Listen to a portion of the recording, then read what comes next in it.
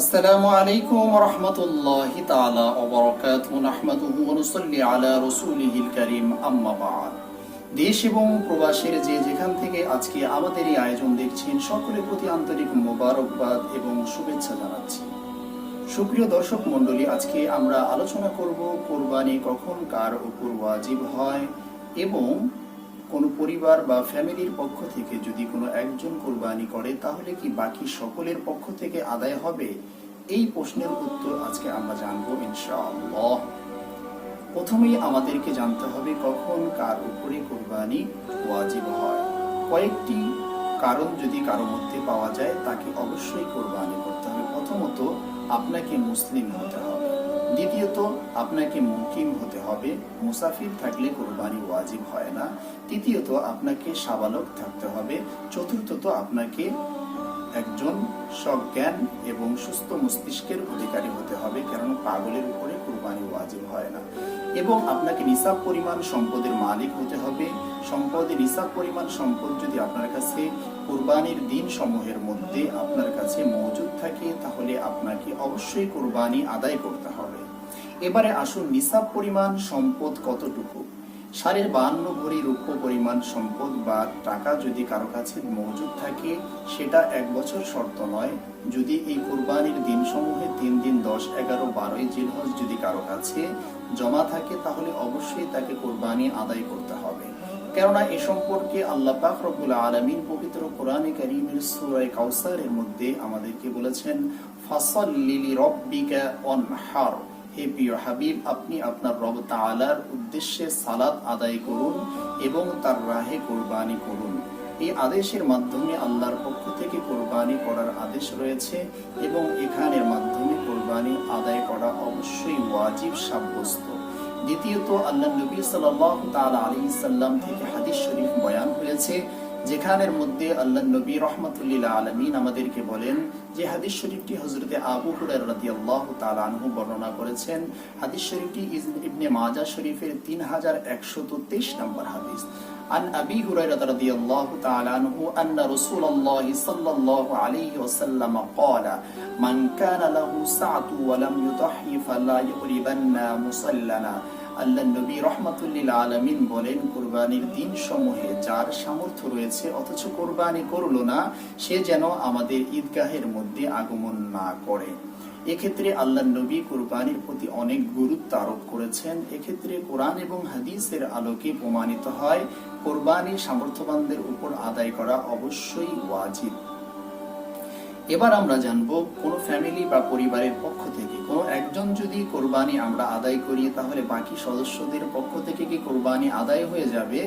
আমাদেরকে বুঝতে হবে কুরবানি প্রত্যেকটা নিসাব পরিমাণ সম্পদের মালিক যিনি হবেন তার উপরে কুরবানি করা ওয়াজিব। এক্ষেত্রে আপনাকে দেখতে হবে আপনার ফ্যামিলির মধ্যে যারা সদস্য রয়েছেন তাদের কার কার উপরে কুরবানির ওয়াজিব রয়েছেন, কারা কারা নিসাব পরিমাণ সম্পদের মালিক রয়েছে। 3 ভাই থেকে থাকলে প্রত্যেকে যদি নিসাব পরিমাণ সম্পদের মালিক হন তাহলে 3 জনের উপরে কুরবানি ওয়াজিব।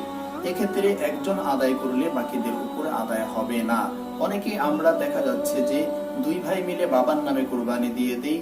এতে অবশ্যই আমরা খেয়াল রাখতে হবে বাবার নামে কুরবানি দেওয়া যাবে, বাট আমাদের নিজেদের কুরবানিও আমাদেরকে আদায় করতে হবে। নিজেদেরটা অনাদায়ী থেকে বাবারটা আদায় করলে বাবারটাই আদায় হবে, কিন্তু আমাদেরটার জন্য আমরা গুনাহগার থেকেই যাব।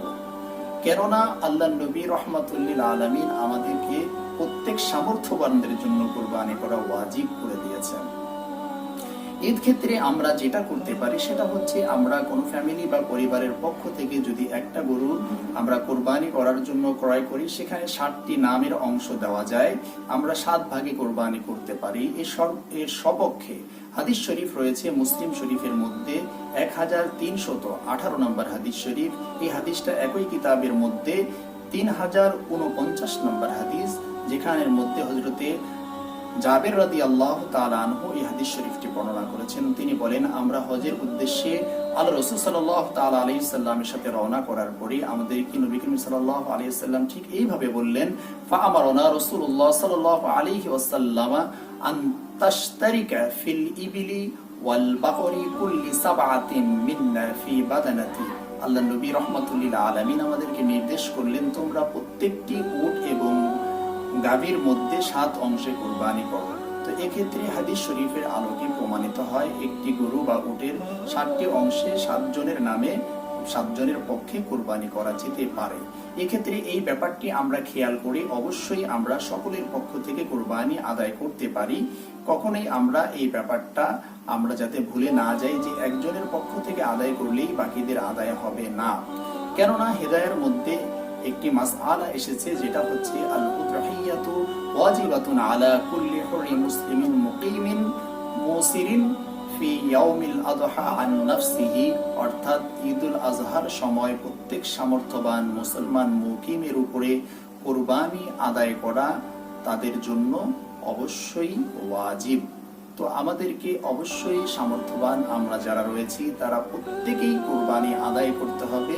সর্বশেষ আমাদের সাম্প্রতিক কালে একটি প্রশ্ন এসেছে বা সচরাচর এই প্রশ্নটা দেখা গিয়েছে যে যদি আমরা কোরবানি না করে কোরবানির টাকা যদি গরিব দুস্থদেরকে দান করে দিই তাহলে কি আমাদের কোরবানি আদায় হবে না? এর উত্তর হবে, আপনি দান করা এক জিনিস আর কোরবানি করা হচ্ছে অন্য জিনিস। দান আপনি আপনার অংশ থেকে সম্পদ থেকে যে কোনো ভাবে যে কোনো সময় আপনি করতে পারেন, কিন্তু কোরবানি যে কোনো সময় আপনি করতে পারবেন না। আপনার যখন কোরবানি ওয়াজিব হয়েছে তখনই আপনাকে কোরবানি নির্দিষ্ট নিয়মে শরীয়তের আলোকেই করতে হবে। কোরবানি নির্দিষ্ট নিয়ম বাদ দিয়ে দানের মাধ্যমে কোরবানি করা কখনোই আদায় হবে না। এই ব্যাপারে আমাদেরকে সচেষ্ট থাকতে হবে। আল্লাহ পাক রব্বুল আলামিন আমাদের সকলকে আল্লাহর রাসূলের পদ্ধতিতে কোরবানি করার তৌফিক দান করুন, আমিন। ওমা তৌফিকি ইল্লা বিল্লাহ। আসসালামু আলাইকুম ওয়া রাহমাতুল্লাহি ওয়া বারাকাতুহু।